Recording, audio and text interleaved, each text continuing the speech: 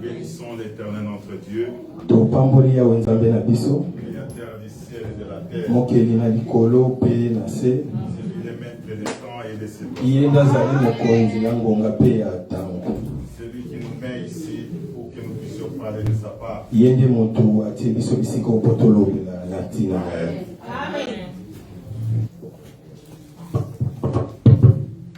Amen. Amen. Que l'Éternel soit loué. Et je dis que l'Éternel bénisse chacun de vous au nom du Seigneur Jésus-Christ.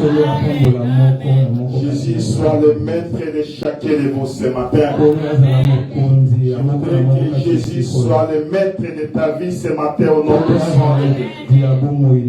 Dis que l'Éternel Jésus t'accompagne ce matin au nom puissant de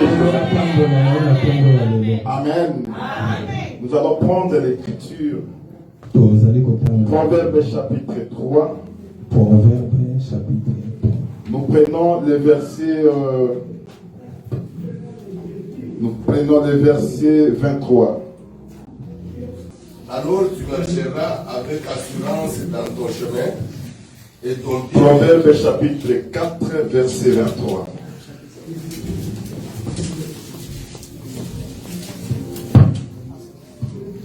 Écarte de ta bouche la fausseté, éloigne de tes lèvres les doutes. Proverbe chapitre 4, verset 23. Garde ton cœur plus que toute autre chose, car de lui viennent les sources de la vie. Amen. Ecclésiaste chapitre 10.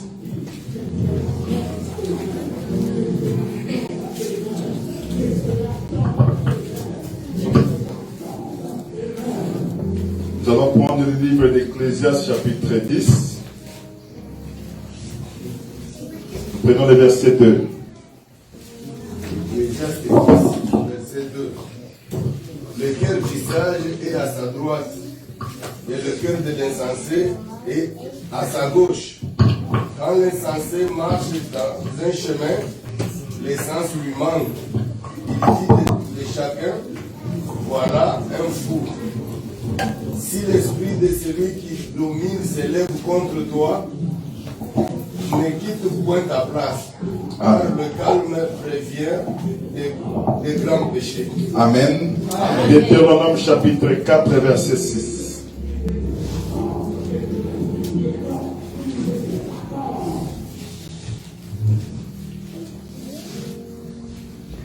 Deutéronome 4, 6. Vous les observerez et vous les mettrez en pratique, car ça sera là votre sagesse et votre intelligence aux yeux du peuple, qui entendront parler de toutes ces lois et qui diront, cette grande nation est un peuple absolument sage et intelligent. Amen. Amen. Nous allons prier. Dieu grand et redoutable, Jésus-Christ, nous abandonnons ce moment de cette main. Parle à ce peuple, Jésus, qui nous sommes pour se présenter devant ce peuple, Seigneur. C'est pourquoi Moïse avait dit, si tu vis avec moi, j'irai. Sans toi, Seigneur, nous ne pouvons rien. Dieu Tout-Puissant, c'est toi qui parles au peuple, Jésus parle de ce matin.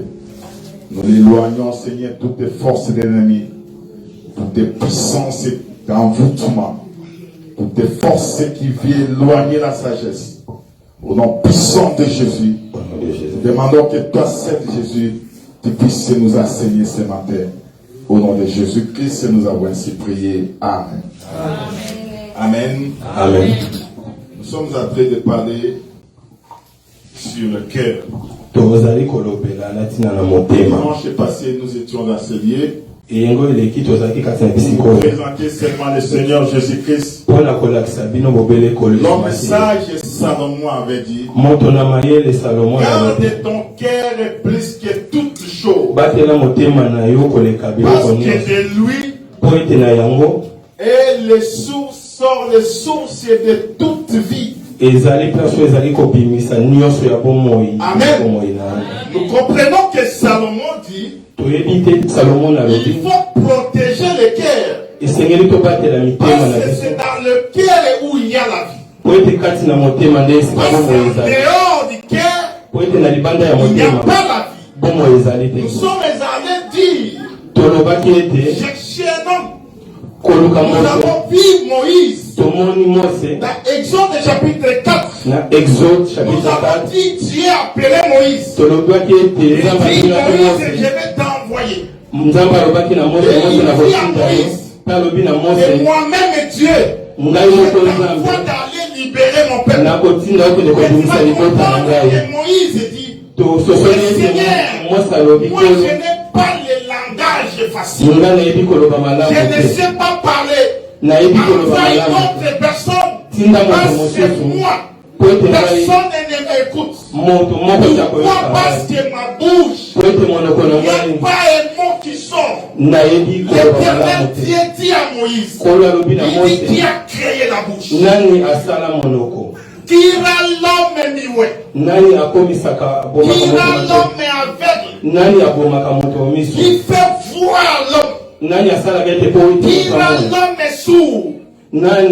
C'est-à-dire, si toi tu es sourd, cela ne vient pas de l'homme. Cela vient de l'Éternel. Parce que c'est l'Éternel qui rend l'homme sourd. Pour qu'il ne puisse pas écouter. Si tu es aveugle, ce n'est pas le problème d'un aveugle. Parce que c'est Dieu qui rend l'homme aveugle.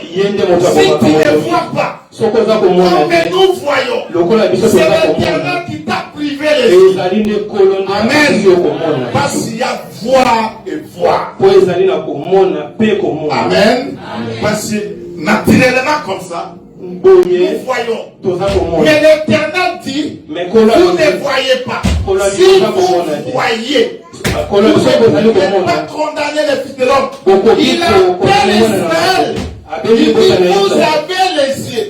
Je suis dans Matthieu chapitre 13. Dans le verset 55. Il dit que vous avez les yeux. Il par la parole. Parce qu'ils ont les yeux. Mais ils ne voient pas. Amen. Ils ont les oreilles. Mais ils n'écoutent pas. Pourquoi? Parce que l'Éternel les a privé les yeux. L'Éternel a touché leurs oreilles. Amen. Et sonnez ensemble. Et l'Éternel vous bénisse. Tu vas comprendre que quand lui envoie Moïse, il dit, va, je t'envoie. Je ne sais pas parler. Envoie notre Seigneur. Laissez-moi calme. Moi, je ne sais pas partir. C'est aujourd'hui, frère. Nous voyons les gens courageux. Ils sont précipités dans ces choses. Il y a des gens qui ont marché. Pas avec la voix des hommes. Mais avec la voix de l'Éternel. L'Éternel envoie l'homme.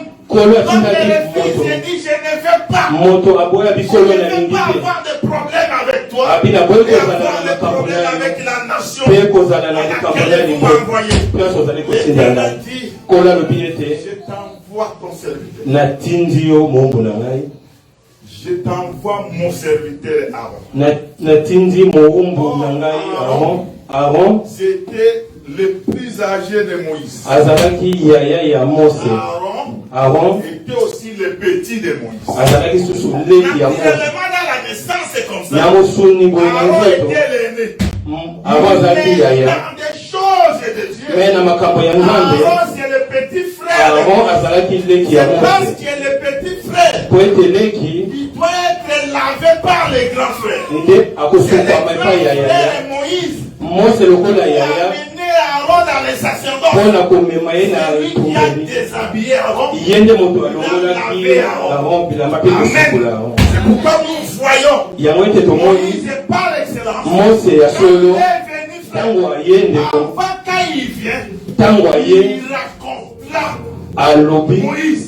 Aaron quand il voudrait entrer en œuvre, Moïse. Il dit, je viens chez toi. Et toi, tu me laves. Ici, je parle de Jean-Baptiste. Jean-Baptiste dit, ne peut pas se faire. C'est toi. Tu es venu avant moi. Parce que que c'est lui qui vient. C'est-à-dire Jésus. Avant Jean-Baptiste. Il y a un signe que l'Éternel a dit. Et tu verras. C'est celui-là. Ton grand frère. Pourquoi quand il est venu? Il est venu comme un grand. Amen. Rentrons en Exode. Tu vas prendre en Exode. Aaron. Moïse. Il dit Moïse. N'ose pas Aaron qui est devant toi. Lui servira de bouche. Mais toi, tu seras son Dieu. Avant que Aaron ne parte, c'est à toi venir de Moïse. Ici, nous voyons que Moïse est à l'intérieur d'Aaron. Et Dieu vous bénisse. On est ensemble avec vous. Pour que Aaron ouvre la bouche. Il faut que cela sorte de Moïse. C'est pour dire que Moïse est le cœur d'Aaron. L'abondance du cœur. Et la bouche parle. Je suis dans Matthieu chapitre 12.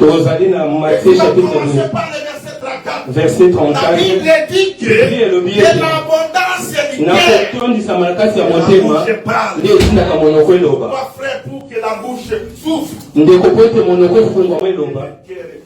il faut motema et eloba. Moïse et la bouche c'est Aaron. Amen. Amen. Ça, nous sommes appelés seulement de faire rappel de ce que nous avons dit. Mais écoutez, frère, aujourd'hui, nous voudrions un peu avancer. Il va voir dans Deutéronome chapitre 4. Verset 6. L'Éternel qui dit à Israël, il dit que vous êtes un peuple sage. Intelligent. L'intelligence qui sort d'Israël. Et la sagesse qui doit sortir d'Israël. Pourquoi? Parce que il y a la parole de la loi. Israël doit observer. Quand Israël observe cette parole, Deutéronome chapitre 4. Je vais encore relire ce verset. Verset 6. Vous les observerez et vous les mettrez à pratique. Ça sera votre sagesse et votre intelligence aux yeux du peuple. Nous avons parlé de toutes ces lois qui diront cette grande nation est un peuple absolument sage. C'est-à-dire la sagesse et l'intelligence. C'est l'observation de la loi.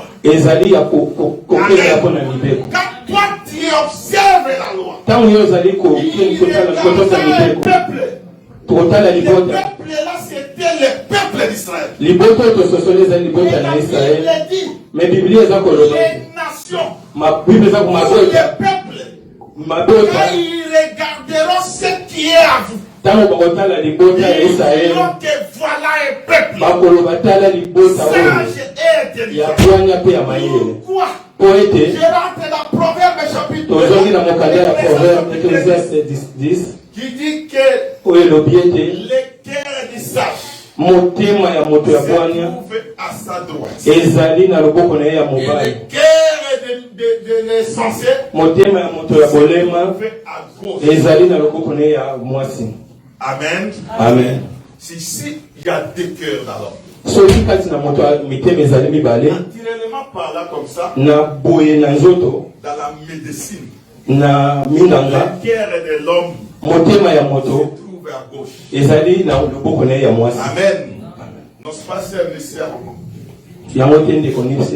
parce qu'elle est aussi infirmière. J'ai posé la question. Notre cœur, où est non naturel, se trouve à gauche. Mais il y a le cœur qui se trouve à droite. Et le cœur qui se trouve à droite, c'est le cœur d'un homme sage. Bien ici, frère. Tu vas comprendre que comme que la nature nous enseigne, tous les hommes de la nature, comme ils ont le cœur à gauche, Salomon nous définit que le cœur à gauche, c'était insensé. Amen. Autrement dit, tout le monde dans ce siècle présent, dans le monde ici, nous avons le cœur à gauche, nous sommes des insensés. Que Dieu vous bénisse. On est ensemble avec vous. Que toi, ce n'est pas moi qui dis. C'est Salomon qui dit. C'est Ecclésiaste chapitre 10. Ecclésiaste chapitre 10. Ecclésiaste chapitre 10. Verset 10. Chapitre 10, verset 2.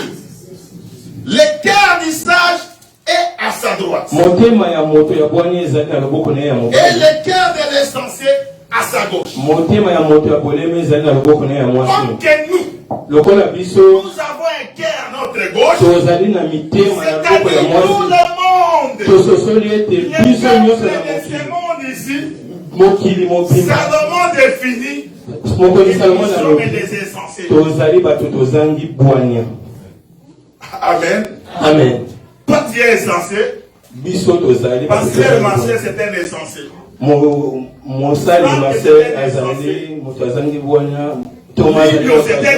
C'est-à-dire comme nous avons un cœur à gauche, tous nous sommes des insensés. Mais il y a un message dans son cœur se trouve à sa droite. Amen. Amen. Pour être sage, il faut que ton cœur se trouve à droite. Je prends Matthieu chapitre 5, je crois. Je cherche ce verset. Matthieu chapitre 5. Pasteur, dites-nous pour ça. Matthieu chapitre 5, verset 6. C'est parce que ça.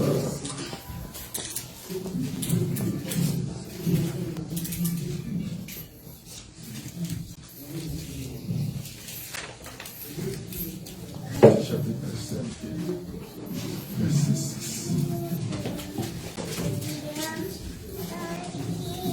Cherche un verset. Ok, tu peux prendre le verset 21.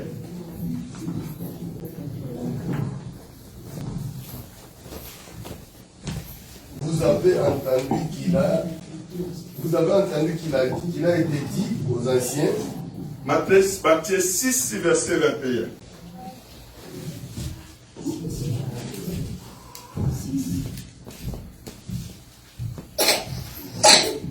Là où est ton trésor, là aussi sera ton cœur. Amen. La Bible, l'homme sage dit, le cœur des sages est à sa droite. Amen. Il y a un lieu qu'un sage trouve sa force. Or, la force d'un sage se trouve à sa droite. Amen. La Bible dit dans Matthieu 6 Bible elobi na mokanda ya Matthieu Là chapitre où est ton trésor, 6. Esika bozwi na yo ezali, là aussi sera ton cœur. esika pe motema na yo C'est pour ekozala. dire que le cœur Tososoli qui ete se motema trouve à la droite, oyo ezali na loboko c'est ya pour tes mobali trésors. ezali bozwi mobimba. Amen. C'est le trésor qui est caché. Bozwi oyo Le ebombami, cœur de l'homme motema ya moto se donnera, se cachera là où son trésor se trouve. evandaka C'est bisika pour bozwi dire na ye que pour qu'on evandi te voie là où tu es, po ete tomona bisika oyo il ozali. faut qu'on trouve les trésors cachés quelque part. Tomoni ete ezali na bozwi moko Là où ebombami na est bisika caché moko. les trésors, Tososoli place bozwi et là ebombami, aussi sera ton cœur. ebisika pe motema na yo Toi, ekozala. frère, nous rappelons à l'Israël. Yango tozongi na Dans libota ya Deutéronome, Israele na nous mokanda ya avons trouvé un Deutéronome. peuple. Tomoni libota Le moko, peuple qui a découvert les trésors. libota oyo emoni Il a bozwi, trouvé les trésors. libota oyo emoni bozwi oyo ebombama kati na Et mitema quand na il bango. cache ces trésors, Ntango babateli bozwi les wana, nations mabota ya mokili qui ya sont bikolo recensées, oyo bazangi bwania parce que toutes les nations po ete bikolo les nyonso guerres à gauche, oyo bazali na mitema na sont maboko ya appelés les mobali insensés. oyo babengi Ils bazali regardent bwania un peuple. bazali kotala Et libota le moko, peuple qui regarde, libota oyo bazali c'est kotala Israël. ezali libota ya Qu'est-ce qui Israele. s'est trouvé chez Israël? Nini ezalaki na kati ya libota ya Un Israele? trésor caché. Ezalaki bozwi ya monene Qu'est-ce qui ebombami. était caché en Israël? Nini ebombamaki kati na Qu'est-ce libota qui na faisait Israele? la force Nini d'Israël? ebandaki kosala makasi ya libota ya C'était Israele? la loi de l'Éternel. Ezalaki mibeko ya nkolo. Amen. Comme qu'Israël observait la loi. Lokola Israele La azalaki loi na était mibeko ya nkolo, devenue un trésor. mibeko ekomaki lokola C'était bozwi un na trésor bango. à laquelle Ezalaki bozwi oyo Israël est gardé avec lui. libota na Israele abandaki Quand kobatela Israël kati na ye. garde ses trésors, Ntango libota na Israele ezali kobatela bozwi wana, bikolo tous nyonso, les peuples mabota nyonso regardaient Israël. babandaki kotala Et libota ya ils disaient Israele d'Israël, mpe baza voici koloba na un peuple Israele, sage. tala libota oyo ezali ya bwania mpe ya mayele. Amen. Amen. Pour être sage et intelligent, Po ozala na bwania mpe na mayele, c'est parce qu'Israël po ete libota na il a Israele gardé la parole. abatelaki nde liloba. Or, ce qui faisait la force d'Israël, tososoli bandaki kosala makasi ya libota ya c'était Israele, l'observation de la loi. ezalaki nde bazali kobatela mibeko, Parce qu'ils gardaient la parole de Dieu. babandaki kobatela liloba Donc, na ils Nzambe. gardaient la parole de Dieu. Lokola babandaki kobatela liloba na Nzambe, Les enfants. kolo atindi Il bango. dit, il y a une promesse pour vous. alobi ezali na Pour promesse wana que vous bino soyez forts. po ezala makasi, Mettez votre confiance bota elikya na bino dans ma droite. na Oh, loboko na ngai ya la mobali. droite de Dieu. tososoli loboko ya mobali ya C'est le Nzambe, Seigneur Jésus-Christ. ezali kolo Yesu Oh, le Masiya. Seigneur Jésus-Christ. Kolo Yesu Masiya, C'est lui la vie. ye nde C'est bomoi, lui la parole. ye nde liloba. Quand vous observez la parole, Ntango tokobatela quand liloba, vous gardez la ntango parole, tokobatela liloba kati na biso, marchez avec cette parole. totambola elongo na liloba Vous oyo, serez un homme fort. tokozala bato ya makasi. Amen. Amen. Ce qui fait la force des saints, Oyo ezali kosala makasi ya c'est basantu, être un homme sage. ezali kozala moto ya bwania, Il garde son cœur à sa droite. kobatela motema na ye na Oh, loboko ya le mobali. cœur qui est à la droite. tososoli ete motema oyo ezali na loboko ya mobali ezali bozwi mobimba. Parce que quand il y a le trésor, tososoli ntango ozali na ton bozwi, âme s'attachera à ça.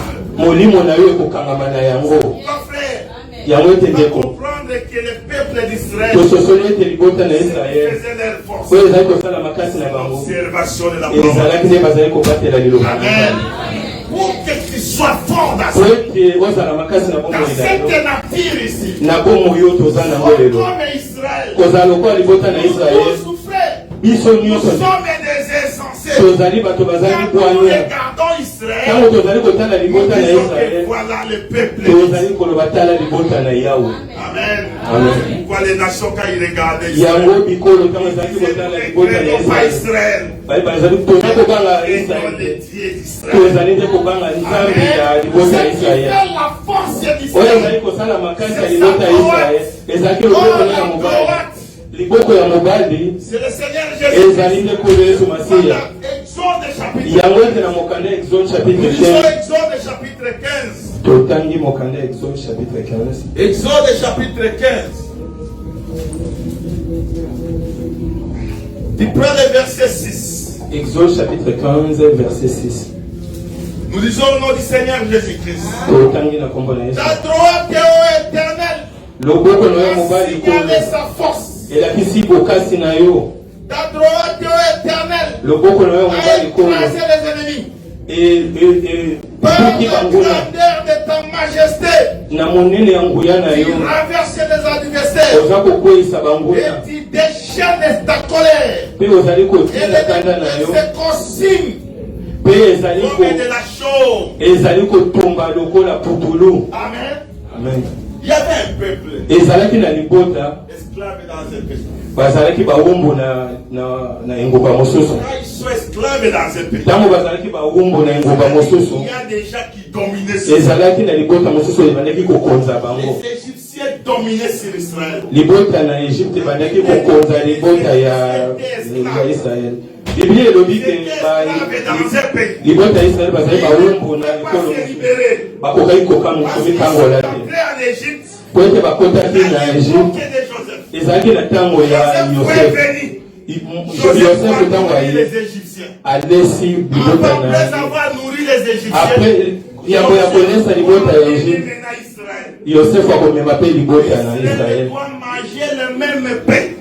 Libota ya Israel kolia lipa moko na oyo Oh, libota ya Joseph Egypte. par excellence. tososoli ete Aujourd'hui, Joseph il y a ya des solo Aujourd'hui, il y a en Égypte. lelo azali na Egypte. Joseph est en Égypte avec nous. Joseph azali na Egypte elongo Il na la biso parole. azali kolesa biso Mais liloba Israël, frère, me libota na il a Israel des gémir. azali kuna Jacob kolela est en train de gémir. Jacob azali Jacob kolela manque la parole. Yakobo azali Les liloba paroles que nous mangeons aujourd'hui. liloba oyo biso tozali kolia lelo Les paroles. ezali kaka kobele liloba Jacob oyo mpe a Yakobo mangé, frère. akolia Il y mpe a un peuple qui cherche d'immigrer. eza na liboto bayaki kobwaka ngunda na mboka na Egypte.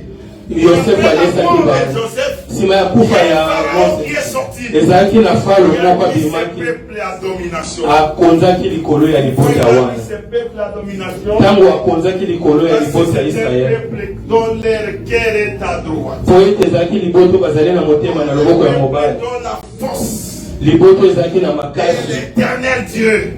makasi yango ezalaki kolo yawe. Pharaon comprenait à lui.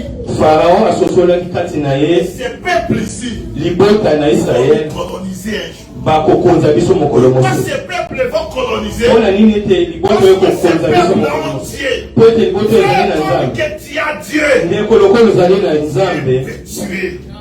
Tu ne te connais pas, frère. omiyebi te Si ndeko tu te connaissais, soki tu omiyebaki ne pouvais pas te blaguer. okoki kosakana Tu te es un homme de valeur. ozali moto na motuya liboso Avoir na la nzambe parole de Dieu, kozala na liloba na nzambe kati c'est na la yo force d'un enfant. ezali makasi ya Et mwana quand na nzambe Israël est en paix, ntango libota na Israel on ekoti est soumis dans la servitude. bakonzi bango Aujourd'hui, tu peux souffrir. lelo okoki kozala na Aujourd'hui, pasi tu peux être dans la misère. lelo okoki kozala na Et kozanga regarder autrement. bakoki kotala yo na ndenge ya soni me batela liloba ndeko La promesse est là, frère. batela Gardez liloba seulement la parole. batela liloba Un ndeko jour, eza na mokolo l'Éternel te regardera. kolo Avec moi akotala ici. Regardez que ce peuple, tala ete libota oyo un jour, mokolo Dieu moko envoya Moïse. mokolo atili Quand Mose Moïse vient ntango Mose aye devant ce peuple, liboso ya il libota trouve oyo un Égyptien akuti égyptien moko et un Israélite se bat. mpe na hébreu moko bazali Il kokende regarda où mpe atali il frappa l'Égyptien abeti et égyptien le tue. mpe Et abomeli il le sème dans le sang. mpe akundi ye na mabele Le lendemain, lobi na quand yango lui vient, ntango Mose aye il trouve les Israélites entrés akuti bana na Israeli bango na bango bazali kobunda en train de se battre. bango na bango bazali kobunda C'est vrai. alobi bozali bandeko mpo na nini bozali kobunda Entre les frères, po tososoli ete na bandeko c'est papa frère. bitumba ezalaka te obwele ya koswana ezalaka te Amen. Amen. Entre les enfants de Dieu, kati na bana na nzambe c'est papa.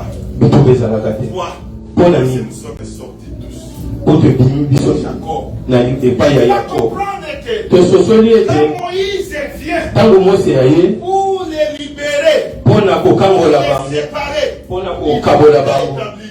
batuni nani ati omukonzi na biso Tu es comme tu as olingi tué. oboma biso loko obomaki lobi Oh, la personne de Moïse, tososoli ete mose même c'était un Égyptien, ye moko azalaki même Égyptien, c'était un Israélien. ye mpe azalaki mwana na Israeli. Mose Pour qu'il soit po ete azala parti dans le pays de Mandia, po akende na Moïse lingoma ya mandia doit se tuer. Mose ifo Parce que amiboma c'est Moïse qui s'est fait tuer. Mose oyo La akomiboma partie d'un Égyptien po ete doit nati rester en Égypte. kati nyonso ya Egypte Parce que etikala na quand il Egypte s'est fait lui-même un Égyptien, ntango ye moko amisalaki lokola mwana na Egypte un Israélite, po azalaki Israeli mobima na les libanda gens le voyaient comme un Égyptien. na libanda bazali komona ye lokola Amen. Égyptien Quand les gens lui voyaient comme un Égyptien, na libanda bazali mais komona à ye lokola l'intérieur de Égyptien. Moïse, mais kati na Mose c'était tout un juif. azalaki moyuda Amen.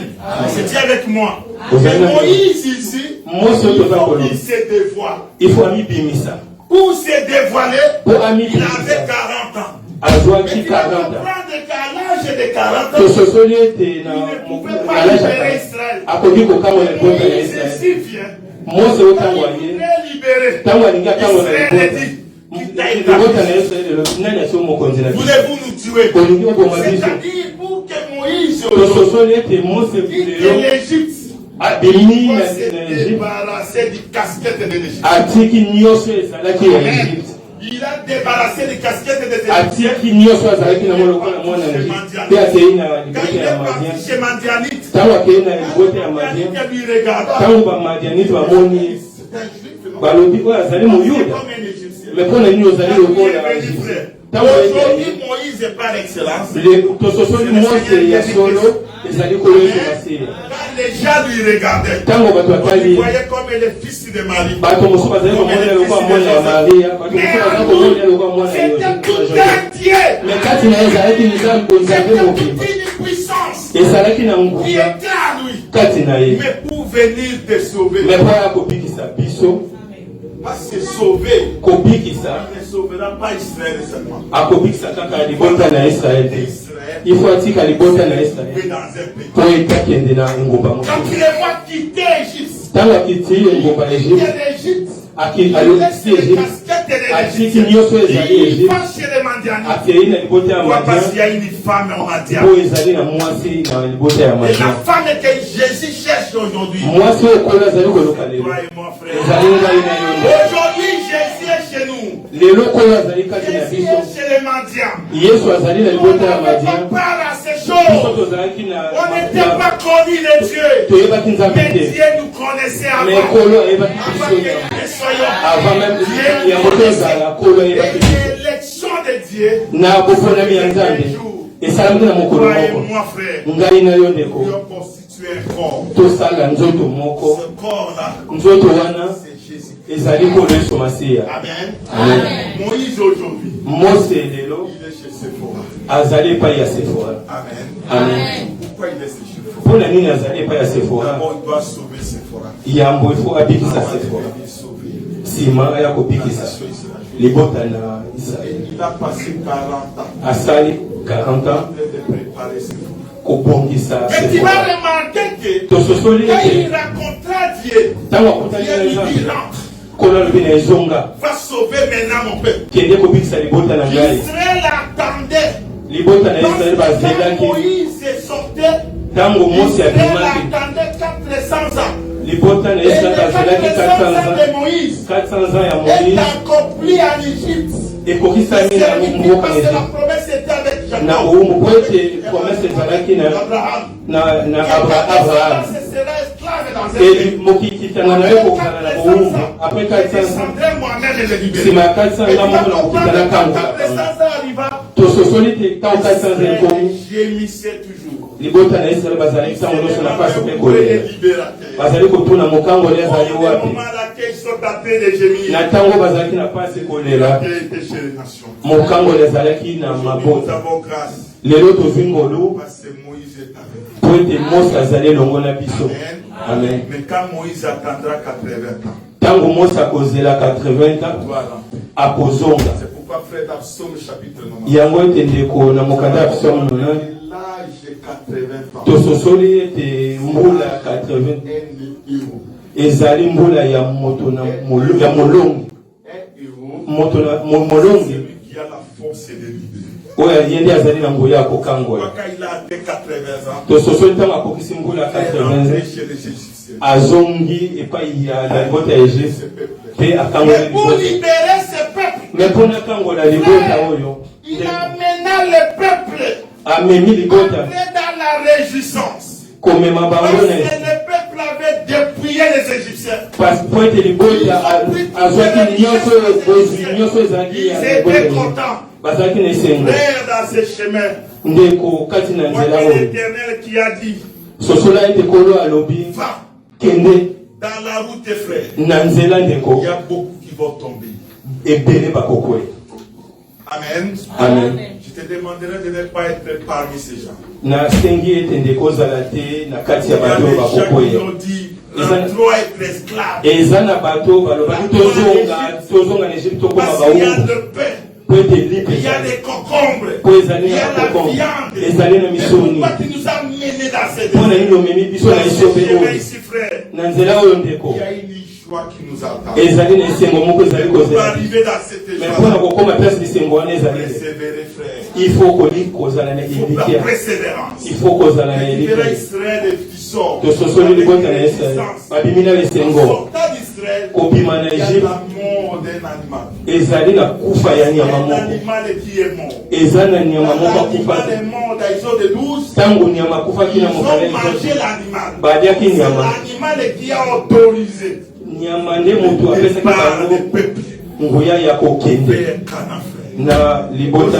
na mboka ya kana Il y a un animal qui est mort. ezalaki na nyama moko akufaki Aujourd'hui, nous sommes dans la marche. lelo tozali na Et kotambola nous entrerons dans le repos. lobi Il tokokota y na a un kimia repos éternel. ezali na kimia ezangi Il y a suka Canaan des pays des ezali na kana mboka na les kimia lait et le miel. mboka oyo ezali na mafuta ya mais nzoto dans na ce pays miliki où les lait, na mboka oyo ezali na miliki na mafuta ya avant de nzoto manger ce miel, yambo ya il faut kolia s'entendre mafuta ya qu'il y a nzoto les abeilles qui sont il là. faut oyeba banzoi Pour bazali manger le miel, mpona kolia mafuta ya nzoi Combattre les il abeilles. faut obundisa Oh, les banzoi abeilles, c'est quoi? tososoli banzoi ezali Les nini nations. ezali sikolo ezali baproblème oyo tozali koleka nango ntango nyonso Mais un jour, me mokolo l'Éternel libérera kolo akokangola biso la paix. tokozwa kinya kati na biso tososoli ete Quand Israël amène, Moïse amène ses peuples, ntango mose aza komema libota il y a na la israel mer rouge. ezalaki na ebale ya monana liboso na bango Il y a le désert qui les ezali na esobe bazali kozela bango lui-même dit encore, mose moko alobi prends Pharaon, azwi falo cherche-moi ces peuples. Cherche-moi ces peuples. Il lukela envoie encore Pharaon atindi lisusu pour falo aller persécuter ces mpo peuples. lisusu atungisa libota Fais wana attention ndeko dans keba tes problèmes, na bamakambo na dans yo ta situation. na basituation oza Tu es en kolekana train de prier. ozali Ne kobondela vois pas que Dieu ne répond pas. ozali komona yoko akolo azali Fais koyangola te attention, le diable est piégé. keba monguna azali Amen. wana faites attention parce que keba ete je ndeko demande même toi-même. ozali komituna yo moko J'ai pris un vrai Dieu. nazali kosambela nzambe ya solo mpe ya bomoi Pourquoi ces problèmes avec mpo na nini makambo na bomoi na ngai Pourquoi cette situation que j'ai traversée? mpo na nini bamakambo eza kosela te ya N'arrêtez bomoi pas, frère. me komitungisa te Celui ndeko qui veille sur Israël oyo akengelaka libota na ne Israel pas, alalaka ne te somnole pas. animbaka Celui te qui nous garde, ye azali kobatela connaît biso ton problème. ayebi Mais c'est lui-même encore. me ye moko Il lisusu prend frère. azwi Il lisusu prend mon pharaon. azwi lisusu falo Va. atindi ekende Pourquoi tu as lâché ce peuple? mpo na nini otiki libota oyo Suivez-les. landa bango L'objectif est de pharaon.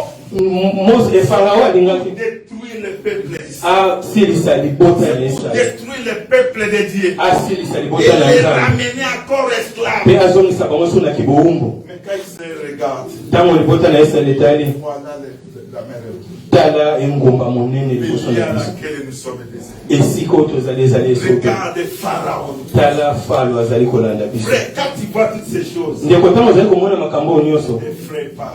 kobanga te Sois calme. zala na kimia Amen. Amen. Ayez l'assurance avec toi. zala na elikya kati na yo Garde la parole. batela bobele liloba. Garde ton cœur plus que toutes choses. Batela motema na okoleka biloko nyonso. Parce que de là où sont les sources. Ezali bisika ezali Ce kobimisa n'est pas une komo. source.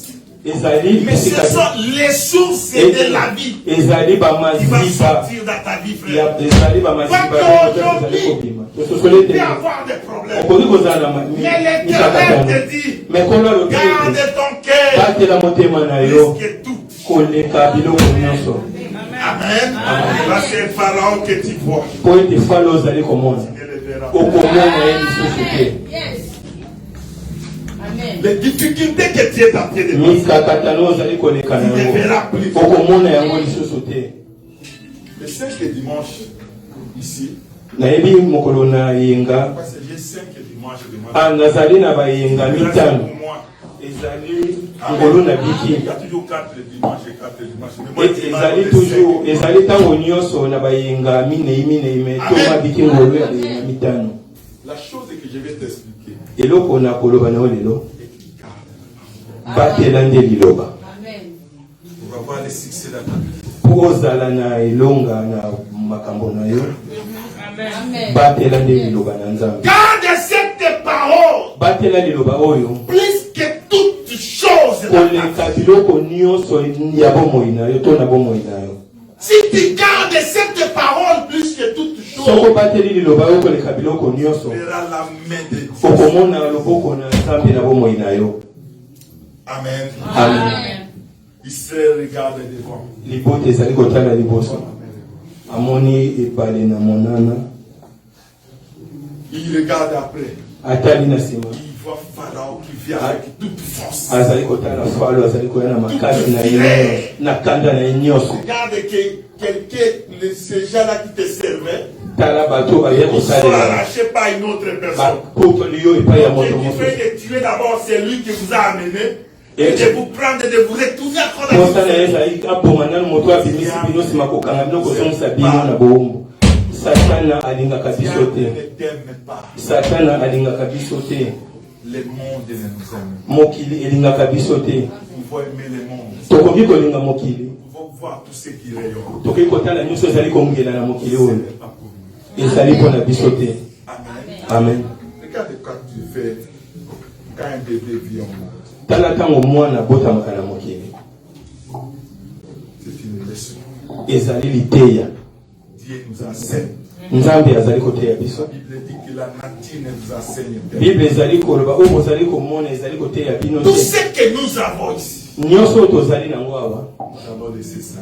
tokotika yango awa na mokili. Même les véhicules que tu as, Meme mituka oyo tozali na yango ces jours-là, on dira que mokolo wana bakoloba ete pas louer les corbières. bokende kozwa motuka Tu restes à la elemaka maison. motuka naye kotikala na ndako. Ta maison que tu as construite, ndako oyo moko tongaki frère, ndeko on ne te donne pas même l'accès de Dieu au repas. bakotika ata kokoti te na ndako wana po On te met epesalaka une tente à l'extérieur. bakotia yo Si tu as la libanda grâce. soki ozwi kotongolo. Parce qu'il y a des autres qui meurent aujourd'hui avec le coronavirus. eza na bato mosusu baza kokufa na Quoique ce coronavirus sont des milliardaires. ata azali moto ya De la kozwa. morgue dans une tombe. kolongwa na bisika batiaka banzoto mbala moko te na bisika bakundaka mokili oyo ezali Le na monde n'a pas essence. mokili oyo ezali na Pourquoi tina nous allons aimer le monde? mpona nini tokolinga mokili oyo On aime quelque chose qui t'aime. tolinga biloko eza kolinga biso On s'attache à quelque chose. bakangamaka na eloko ezali mpe kolinga yo On s'attache à quelque chose qui peut te délivrer un jour. bakangamaka na eloko ekoki kokangola yo Les mokolo milliards que tu peux avoir dans le monde. misolo ebele okoki kozala na yango na konte na yo On va laisser ça. Où est ce sont ces enfants? ekotikala bato wapi bana na ye Et même quand on laisse à tes enfants, ata batiki epai ya il bana y a les autres qui viennent même et disent, ezali na on fait la même adresse. bato mosusu bakoya papa na bino azalaki na niongo na ngai La propriété que vous avez ici, bisika oyo bozali kovanda awa vous allez quitter. ifo bobima Ne voyez-vous pas tout cela? bozali komona yango te La nature nous enseigne quelque part. mokili ezali koteya biso Nous te allons nous enorgueillir. mpona nini tokozala na lolendo na yango ezali na eloko moko te ezali na eloko moko te ya malamu na mokili Utile dans ta vie. oyo ezali malamu na Garde ton cœur. batela motema na yo Plus que toute chose. koleka biloko nyonso Parce que des guerres sont les sources de vie. Tu vas comprendre qu'Israël, quand il est en train de venir, j'ai encore mon temps. J'avais commencé avec des minutes et j'ai compris. Mais tu vas comprendre qu'Israël, quand il regarde devant, il voit la mer. Les liens à laquelle ils sont, c'est un lien désert. Il pose le problème. N'empêche-t-il pas de s'aimer grâce? Est-ce que Zaki n'a pas Il n'y avait pas de choses à dire. Est-ce que Zaki n'a pas de côté? Pas nous mener dans les déserts. Pour nous et nos enfants. Amen. Amen. Il y a aussi Pharaon. Pharaon. Apotika bisote. Oh, tout ça nous montre quoi, frère? Et dans le chemin de la foi de Dieu. Il y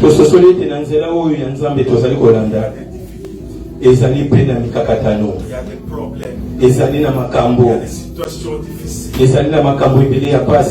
entres dans les boulots comme ça.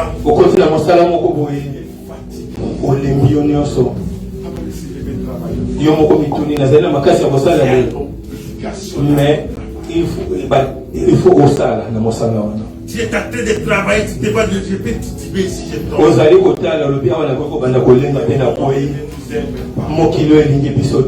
Amen. Amen. C'est pourquoi quand Jésus regarda, ils sont dans le monde.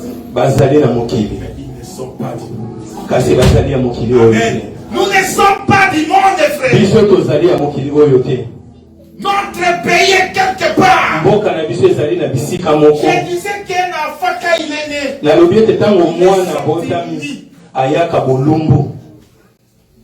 sa soulier, sa veste, sa même un caleçon. De même un jour, tu vas mourir. Des morceaux de terre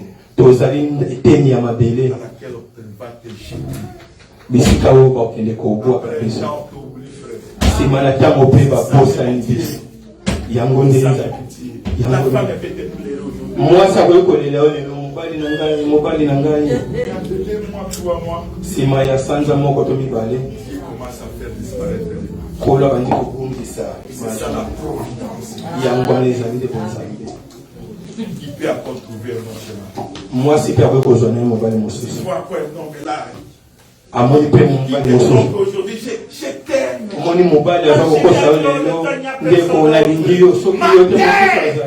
Les vrais maris. Mobali ya solo ezali koleki masiya attachez-nous à cet homme-là. Kangama na mobali wana dans la tombe. Ata na kunda akotika yote. C'est lui le mari par excellence. Yende mobali ya solo. Garde ton cœur. Batela motema na yo koleka biloko nyonso. Amen. Amen. Quand Israël regarde. Tango libota lese letali batali ebale na monana bagangi Moïse. Mose. Et c'est Dieu le voyage. Kolo bale komona te. Oh, c'est Dieu. Qui a envoyé ce peuple sortir. Ebima. Dieu donne. Nzambe alali. Le problème est que tu as. Mikakatano za nango. Dieu. Nzambe. Donne. Azali akolala. C'est lui donne. Tika yalala. Il y a un verset biblique que je ne connais. C'est mon pesa koloba. Eza koloba. C'est lui qui veille sur nous. Oyo abatela kabiso. Mais dort. Alala ka. Alala kate animba kate. Garde Israël. Il ne dort pas. Mais quand il est endormi, cela ne dit pas qu'il ne voit pas. Même s'il ferme les yeux, cela ne dit pas qu'il ne te regarde pas.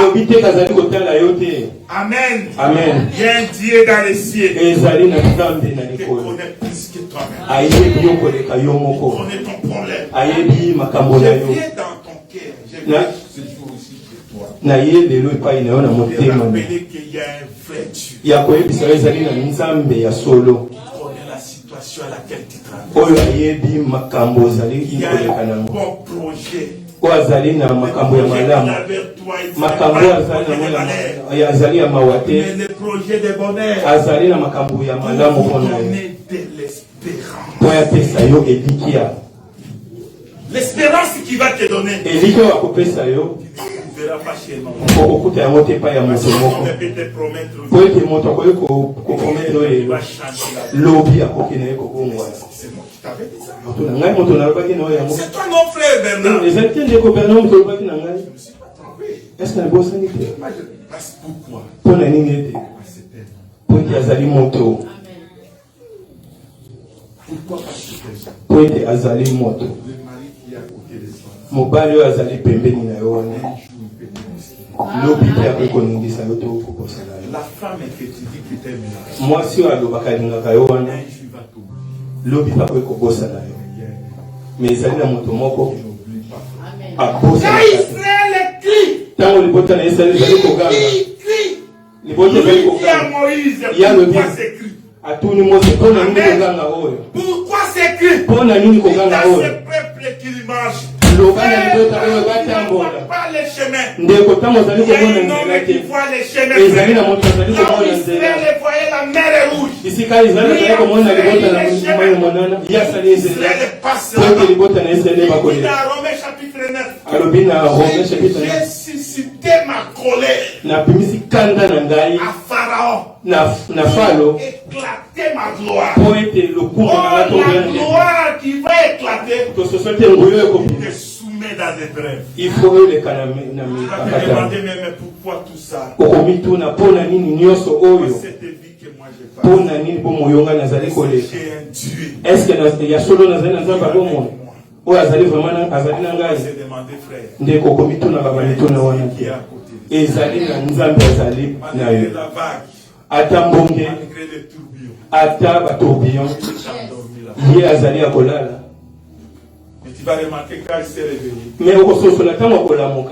quand Pierre va le réveiller, ntango petelo akolamusa ye Seigneur nous bénisse. kolokolo tokodinda Il s'est réveillé. alamuki Au lieu de regarder Pierre, yango atala il petelo n'a pas regardé Pierre. atali petelo te Il a regardé le vent. atali mbonge Il menaça le vent. biblia elobi Il menaça la mer. biblia elobi mbonge agangeli Ne ebale regarde pas ton problème. takolo ndeko Mais ntango il menace le atelelaka vent. Il problème menace la mer. agangelaka Après, il dit, bale où est ta nsima kotuna wapi kondima na yo Dieu te demande aujourd'hui où est ta foi. kolo aza kotuna yo lelo wapi Malgré kondima na que yo les gens te privent de leur papier. ata bato bazali koboya kopesa yo Malgré que mokanda les audiences les disent, c'est toi là. ata mikanda eza bato baza koloba Il y a des moments quand je te regarde, il regarde, c'était trop 10. ngai ntango mosusu natalaka na bitala bato bazanga bwania C'était rien ici. nini ezali awa eloko te ezali awa Ça la jalousie. ezali nde jalousie motema On va ekenzi voir ça pour notre Dieu.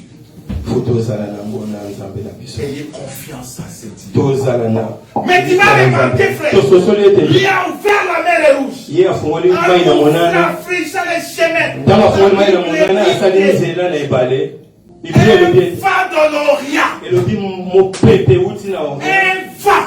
mopepe Et quand il descend dans Exode chapitre 15, ntango totali na mokanda na exode la chapitre 15 Bible nous dit que biblia elobi ete l'Éternel souffla kolo asouffle dans ses narines, na zolo na ye le souffle, mopepe et il divisa la mer. mpe ekaboli mai na monana Amen. amen Cette mer rouge qui était barricadée. mai na monano ezalaki ya Ésaïe kokangama 50.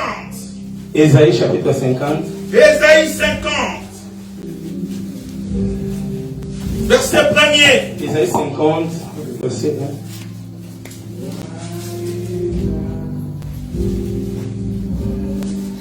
Verset 50. Je suis venu. Pourquoi n'y a-t-il personne? na ye mpo na nini moto ayali J'ai te appelé. nabengi Pourquoi personne n'a-t-il répondu? ata moto moko te ayamboli Ma main était trop courte pour racheter. estce loboko na ngai ezali Ça, mokosi c'est mpona Dieu qui parle. wana ezali nzambe azali koloba Mais j'ai pas assez de force nazali na nguya te pour délivrer pona kokangola par ma menace. na pona Je menace dessèche la mer. na kiti na kokana kausi mai na Je monana réduis les fleuves à désert. na komisi balibale Les lokola poissons se corrompent, faute d'eau. bambisi pe Et bazali ils kosala périssent de soif. pe bakufi na posa ya Je mai révèle les cieux d'obscurité. pe na komisi likolo molili Lui-même s'est dit, ye moko kolo alobi Retourne à mon côté. il va demander à personne Il ne demandera à personne. Il akotuna na moto appellera au secours à qui? akobenga epai ya nani Amen. Amen. Il va appeler qui au secours? akobenga nani mpona lisungi na ye C'est pourquoi, frère, tososoli quand il a ouvert la mer, ntango afungoli ebale ya monene frère, les diables, satana les sorciers, bandoki ceux qui ne dorment pas, oyo balalaka te mpona kobundisa yo leur objectif est de te détruire. mposa na bango ezali kaka Détruire babongisa tes enfants. babebisa bana na Détruire yo tes projets. babebisa misala na yo Détruire même le fois d'avoir un mari, d'avoir une femme. bazali kobebisa ta yo kozwa mobali Et te se kozwa mwasi séparer te avec ta famille. kokabona na libota N'en na yo faites pas. kobanga te ndeko Lui ne demande pas. ye atunaka te C'est un homme. atunaka te Il ne epai ya fait même moto pas recours que viens m'aider. abengaka moto te akosunga ye Sa puissance. nguya na Quand ye Moïse regarda, ntango mosi il ayali a dit ta droite mosi alobi loboko na yo ya a mobali éclaté sa gloire. etangisi nguya na yo Ta droite loboko na yo ya mobali nzambe a éclaté sa force. elakisi makasi na yo La droite, tososoli ete loboko ya mobali ya c'est nzambe la force de l'éternel. ezali makasi ya Oh, yawe la force de l'éternel, makasi ya yawe c'est le Seigneur Jésus-Christ. ezali nkolo yesu C'est masiya lui-même la parole de Dieu. ye wana nde C'est liloba qui ya fait nzambe notre force. oyo ezali kosala makasi na biso La parole de Dieu. ezali liloba ya nzambe kati na biso Garde cette parole. batela liloba oyo Aime la parole de Dieu. linga liloba na nzambe Attache-toi à cette parole. kangama na liloba oyo Il y a une vie. ezali na bomoi liboso na yo Pas seulement la vie que nous cherchons ici, c'est kaka bomoi te oyo toza koluka na se ya mabele oyo qui nous attend. ezali na bomoi moko ezali kozela biso Lui a menacé le fleuve. ndeko ye Il a amenasaki menacé fle toute une mer agangelaki meme mai ya monana d'Israël. mpo na libota na israele C'est ton problème. tala likambo mpo na nini te likambo na yo Regarde ton petit problème. tala mwa likambo na yo ya moke C'est ce qui était passé. tala makambo ozali koleka na yo Rien devant ses yeux. ezali pamba liboso ya nzambe wana Frère, frère, eloko na kosenga yo ndeko garde ton cœur. batela motema na yo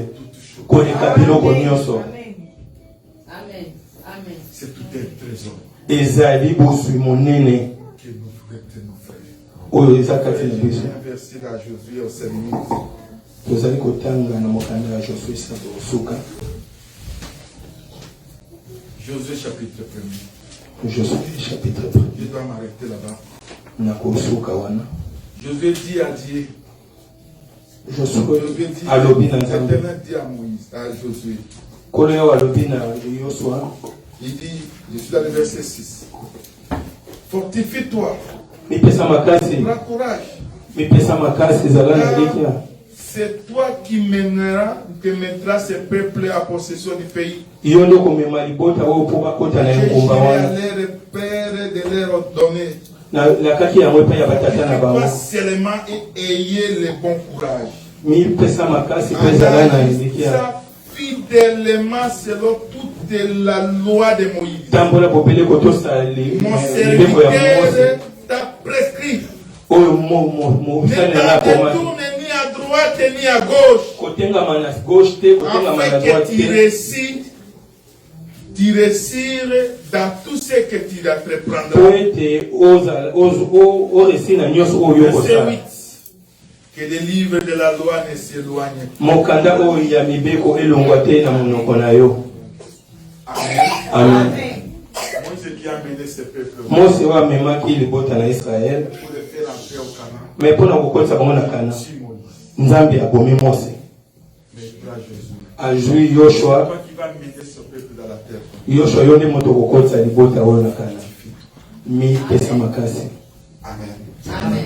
Il y a la terre promise. ezali na terre promise liboso Fortifie-toi. mipesa makasi Prends courage. zala na courage La Bible dit que biblia elobi ete pour réussir mpo ete ozala na que le elongo livre de la loi buku na mibeko oyo autrement dit la parole de Dieu tosofe wendeza liloba ya Nzambe s'éloigne de toi. kapwana na yo te.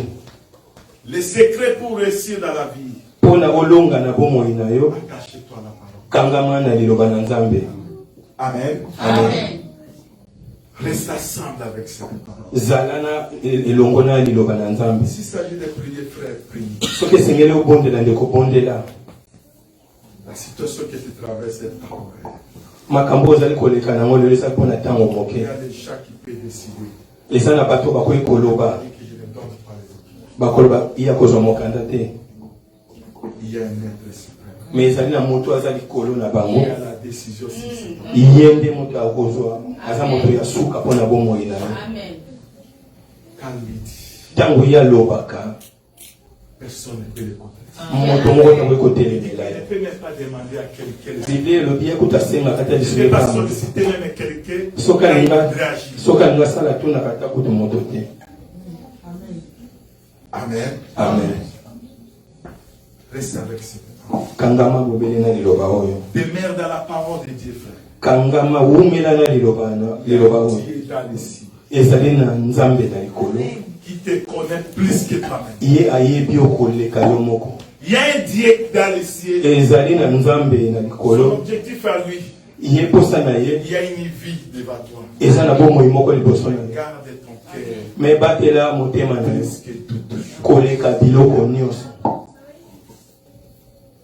Là où se trouve ton trésor, Bisika bozwi na yo ezali là aussi tu dois déposer ton cœur. bisika mpe okotisala motema na yo. Notre trésor, c'est la parole. Bozwi na biso ezali liloba ya Mettons Nzambe. confiance à cette parole. Tozala na elikya na liloba oyo Il y a une victoire certaine. eza na elonga ya solo. Mets-toi debout. Telema to koponda.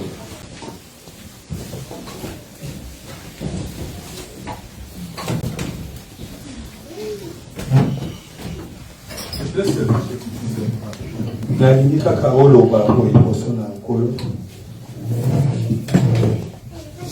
Dis à ce Dieu ici, Yebisa yawe Nzambe boye lui qui écoute le cœur, ye oyo ayokaka motema ya moto.